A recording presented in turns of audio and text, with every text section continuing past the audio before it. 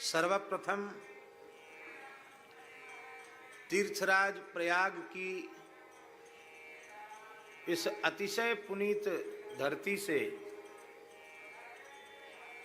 त्रिवेणी संगम के तट से,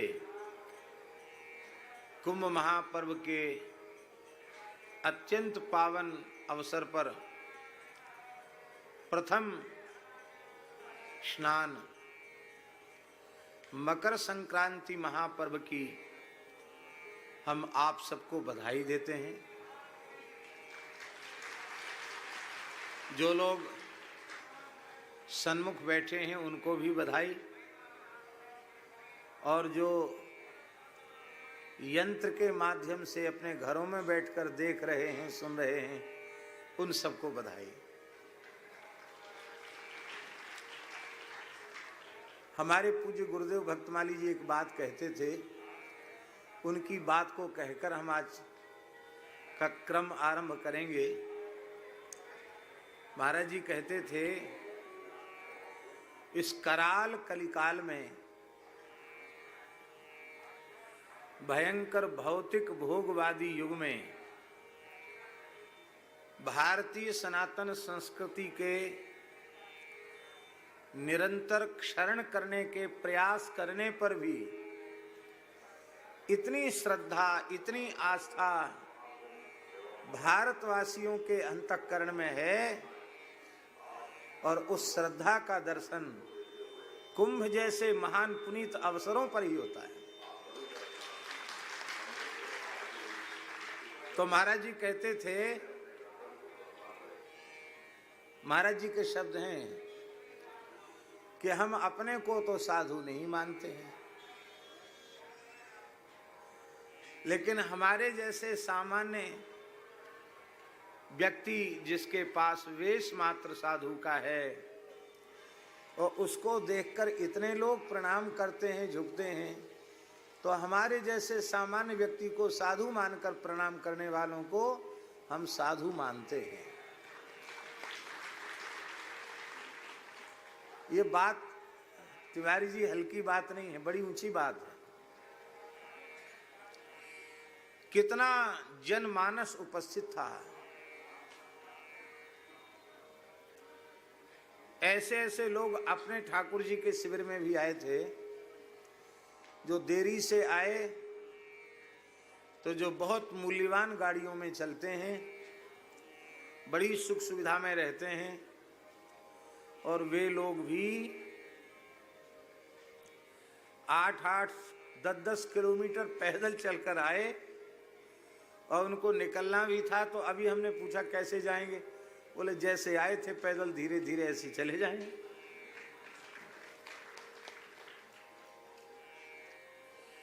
ये कौन प्रेरित करता है कि इतनी ठंड में, ऐसे खुले वातावरण में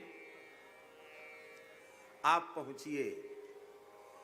यह कोई व्यक्ति प्रेरित नहीं करता, यह कोई शासक प्रेरित नहीं करता। यह जो श्रद्धा, आस्था भारतवर्ष की पवित्र मिट्टी में है, इस मिट्टी में जन्म लेने वालों के अंतःकरण में इस पवित्र भारत भूमि की दिव्यता के कारण इस प्रकार की भावना उत्पन्न होती है कि वे ऐसे महान अवसरों पर वहां जाने से अपने आप को रोक नहीं पाते।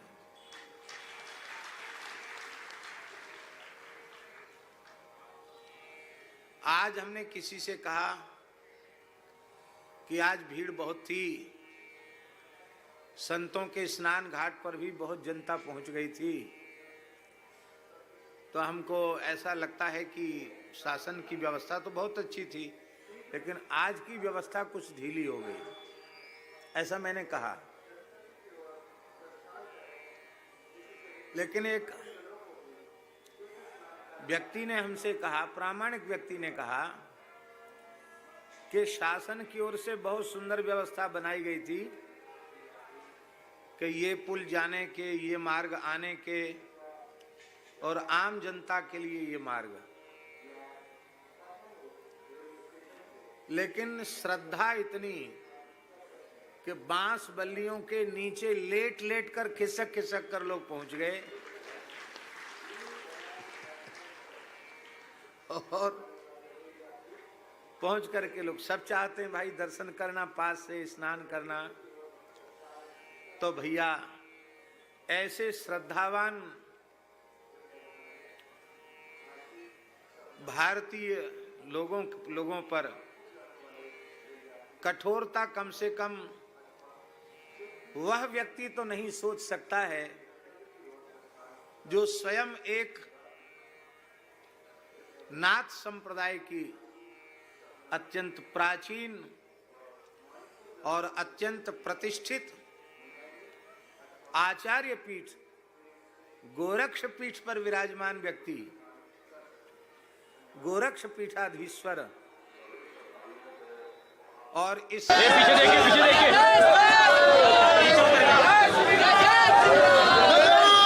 कम उनके मुख्यमंत्रित्व काल में तो ये अपेक्षा कोई कर नहीं सकता कि इस श्रद्धावान प्रजा पर कोई शासन प्रशासन कठोरता करेगा।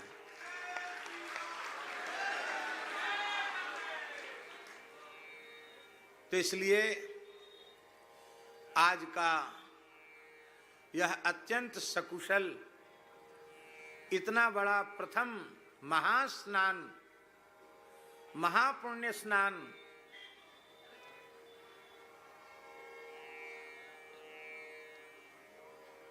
निर्विघ्न सानंद संपन्न हुआ। इसके लिए श्री तीर्थराज प्रयाग को, त्रिवेणी मैया को, बेणी माधव भगवान को और यहाँ के समस्त तीर्थाधिष्ठात्र देवताओं को हम प्रणाम करते हैं। और संत समुदाय की ओर से और आस्था श्रद्धावान भारतीय प्रजा की ओर से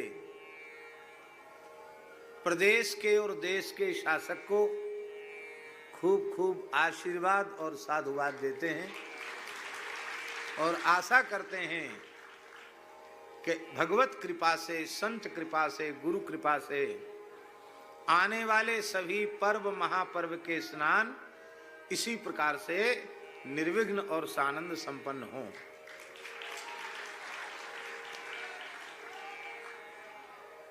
आज रेडियो के समाचार में आ रहा था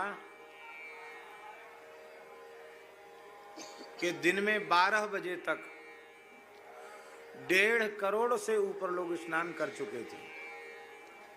दिन में 12 बजे तक, ये रेडियो समाचार है। अब तक हमारे कुंज बिहारी भैया जी बता रहे हैं कि 12 बजे की रिपोर्ट है, लेकिन अब तक 3 करोड़ से ऊपर लोग त्रिवेणी के पवित्र संगम में स्नान कर चुके हैं।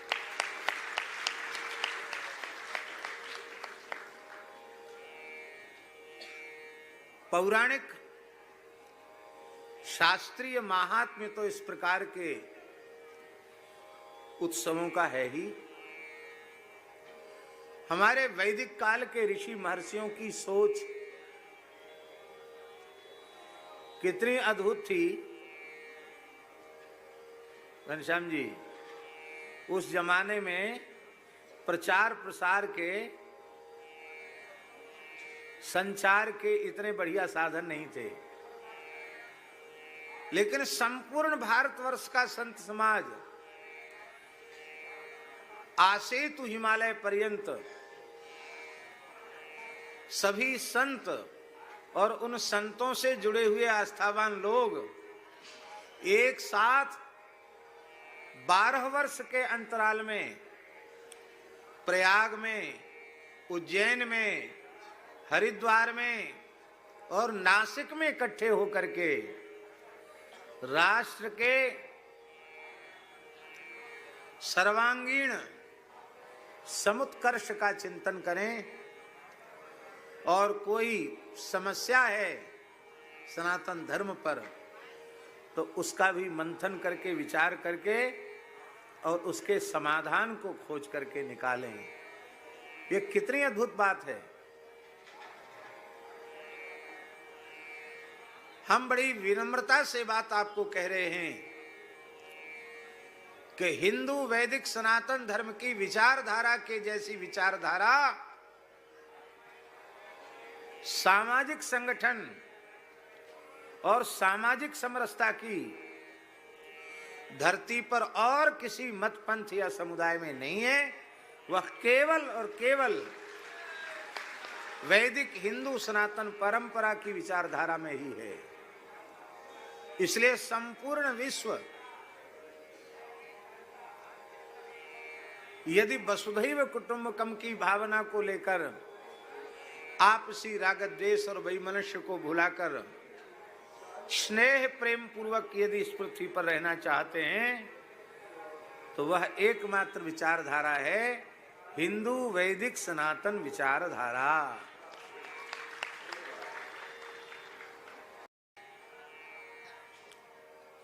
इतनी जनता आ जाए और भोजन तो सबको चाहिए कि नहीं। बड़े से बड़ा कोई सेठ और बड़े से बड़ा कोई शासक प्रयत्न करने पर भी व्यवस्था जुटा ले, इसमें कठिनाई समझ में आती है। कर आप सब लोग ही रहे हैं, हम नहीं कर रहे हैं कुछ भी, सब आप लोग ही कर रहे हैं। लेकिन आज देखो, अपनी इच्छा से कोई भोजन न करे वो बात अलग है, नहीं तो करोड़ों की भीड़ में प्रयाग में किसी को भोजन के लिए एक कौड़ी खर्च करने की आवश्यकता नहीं है। जहां जाओ वहीं प्रसाद है।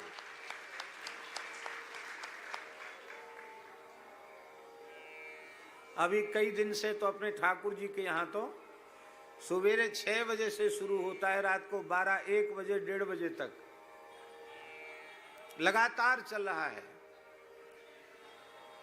और यह अन्न महायज्ञ, इसका दर्शन करके मन बहुत प्रसन्न होता है।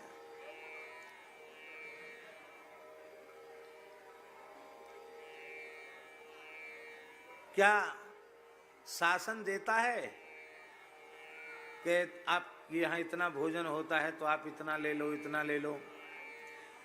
80 करोड़ लोग फ्री राशन ले रहे हैं, ऐसी कोई व्यवस्था है? कुंभ जैसे पर्वों पर सेवा करने वालों को फ्री राशन की कोई व्यवस्था है नहीं। पर जो सब सरकारों की सरकार है, राम राजा सरकार, सब सरकारों की सरकार है श्री बेणी माधव सरकार, उस सरकार की ओर से व्यवस्था है कि आप ऐसे पुनीत अवसर पर कुंभ महापर्व पर कहीं चले जाओ, ठाकुर जी की तरफ से आपको प्रसाद मिलेगा। बहुत से लोग यह भी रखते हैं सावधानी कि भाई मेला है, केवल जिनके नाम का पंजीयन हो, जो परिचित हों, उन्हीं को शिविर में प्रवेश दिया जाए या उन्हें विश्राम की व्यवस्था दी जाए, अपरिचितों को नहीं। और ऐसा भी पूरे मेला में बहुत अधिकांश स्थलों पर हो रहा है। पर हमारे ठाकुर जी का विचार तो ऐसा है कि इस प्रयाग की पवित्र धरती पर आने वाले जितने लोग हैं सब हमारे ठाकुर जी के हैं और सबके ठाकुर जी हैं, इसलिए कोई अपरिचित नहीं है। हमसे लोगों ने कहा कि कल इतना बड़ा रेवासा महाराज जी का उत्सव, संतों को यहीं बैठना है और जनता तो अपना गठरी पोटरी लेके सब यहीं बैठ गए, तो क्या करें, कैसे हल्ला गुल्ला करके इनको उठवा में यहां से। हमने एक ही बात कही कैसे भी अपनी दूसरी व्यवस्था बना लेंगे। बाकी जो लोग 8-8, 10-10 किलोमीटर से चल के आए हैं, उनको ठंड के समय कहना कि तुम और कहीं खोजो जगह जाओ, ये अच्छी बात नहीं है। सब लोग यहीं रहेंगे, यहीं सोएंगे, यहीं प्रसाद पाएंगे। रात को हमने खुद देखा, खुले आकाश के नीचे यहां सब पड़े थे, यहां जगह नहीं थी। मंदिर के सामने भी खाली कपड़े का वो लगा हुआ है तिरपाल, वहां भी नीचे सोए हुए थे। रोड पर भी लोग बैठे हुए थे। धन्य है उन लोगों की इस पवित्र श्रद्धा को। ऐसी भारतीय प्रजा की श्रद्धा को हम साष्टांग प्रणाम करते हैं। और ऐसी श्रद्धा जब तक इस देश के निवासियों में है, तब तक सनातन धर्म का बाल बांका होने वाला नहीं है।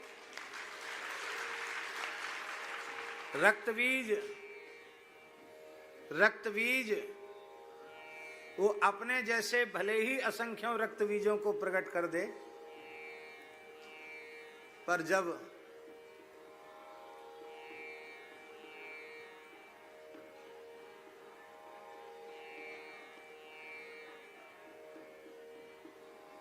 उवाच कालीम चामुंडा, यही है ना, विस्तीर्णम बदनं कुरु, जब कह दिया जाएगा इस सनातन शक्ति को कि अब मुंह खोलो, तो उस समय एक भी रक्त बीज बचने वाला नहीं है।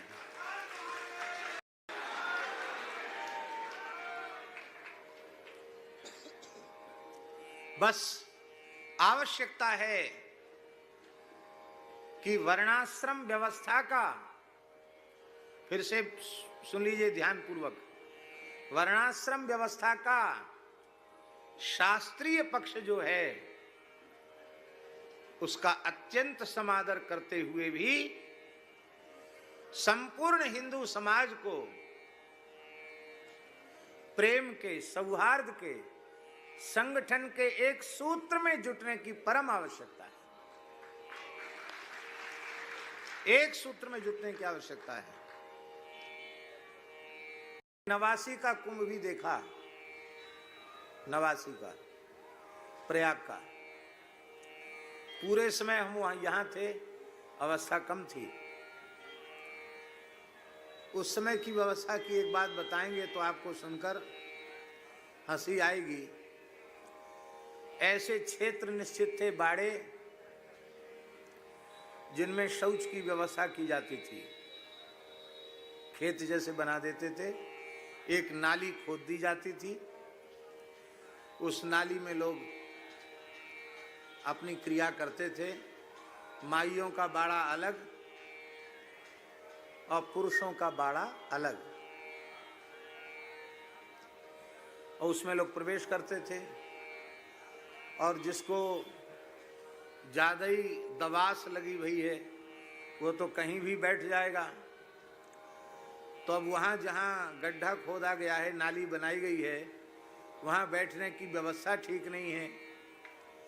तो व्यक्ति सोचता जहाँ थोड़ा बैठने लायक हो वहाँ बैठें। तो सफाई कर्मचारी भाई झाड़ू लेकर दौड़ते थे मारने के लिए, समझे? वही बैठ, दूसरी जगह मत बैठो। एक खालसे में एक शौचालय श्री महंत को मिलता था। उसमें भी बहुत से संत तो महंत जी की इसलिए सेवा करते थे कि कृपा पूर्वक हमको थोड़ा उसमें प्रवेश करने का सौभाग्य मिल जाए।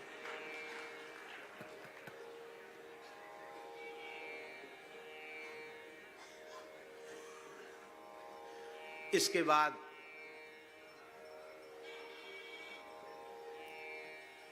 2001 का भी देखा,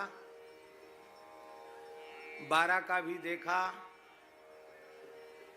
और 12 बीच में अर्ध कुंभ भी आए, उनको भी देखा। पूर्ण कुंभ की बात कर रहे हैं। और अब 2025 वाला, संवत 2081 वाला कुंभ भी हम दर्शन कर रहे हैं।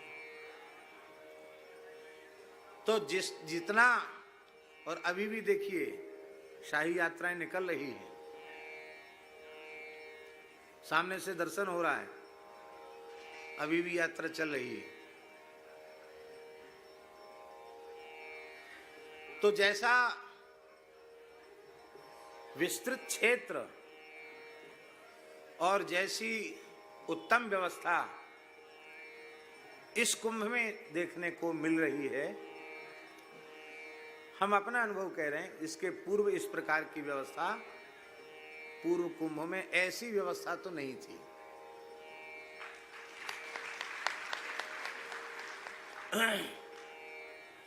आप कहेंगे कि इसका हेतु क्या है?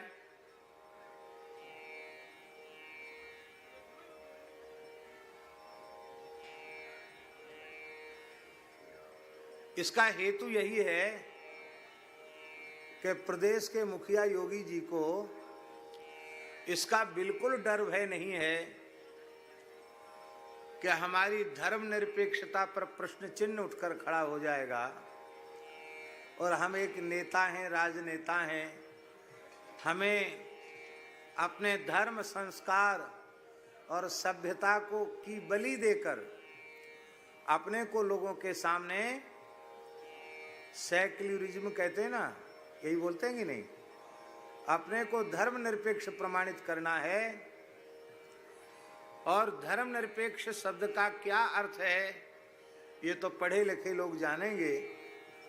हमें लगता है धर्मनिरपेक्ष शब्द का अर्थ यही है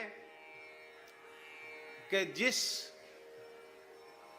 धरती पर रहने वाले लोगों का धर्म इस धरती का सर्व प्राचीन अनादि धर्म है, उस समाज की उपेक्षा करना, उस समाज की भावनाओं की हत्या करना, हनन करना, लगता है इसी को लोग धर्मनिरपेक्षता मानते हैं।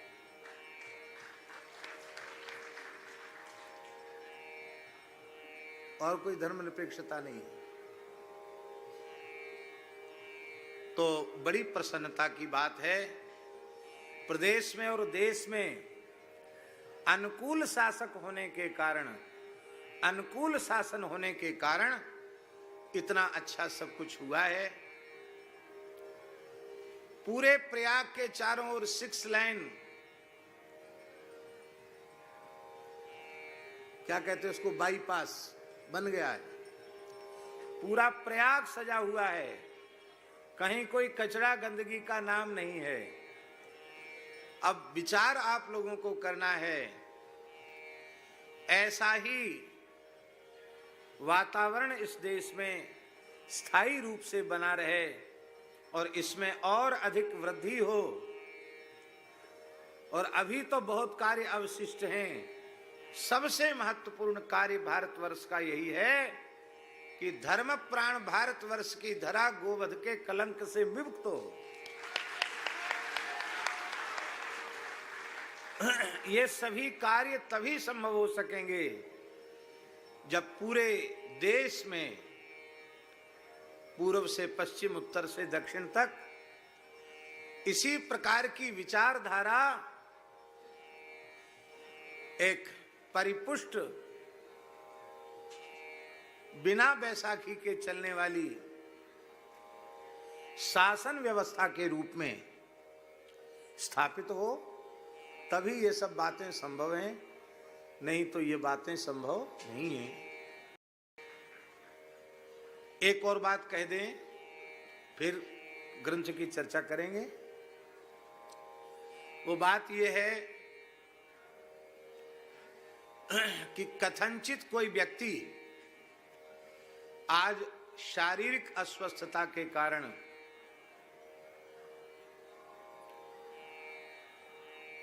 अथवा किसी अन्य प्रकार की विकलता के कारण त्रिवेणी में स्नान न कर पाया हो, तो वह अपने मन में ग्लानि न करे। इस महान पुनीत अवसर पर इस पवित्र वायुमंडल में जो उपस्थित हैं, उन सबका कुंभ स्नान हो गया, ऐसा समझे।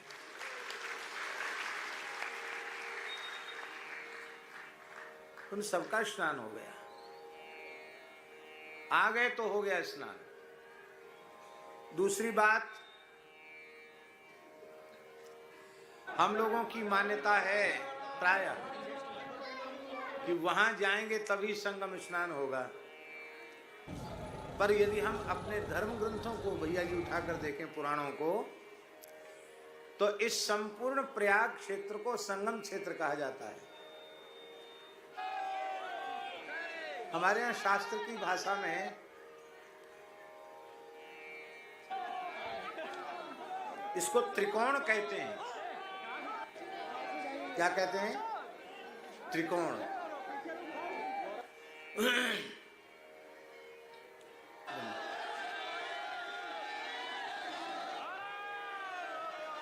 त्रिकोण में एक ओर झूसी, दूसरी ओर प्रयाग और तीसरी ओर अरेल। तो झूसी, प्रयाग और अरेल, इनके मध्य का जो क्षेत्र है वो संगम क्षेत्र है। इसलिए जो लोग यहां गंगा जी की धारा में स्नान कर रहे हैं वो भी संगम में स्नान कर रहे हैं।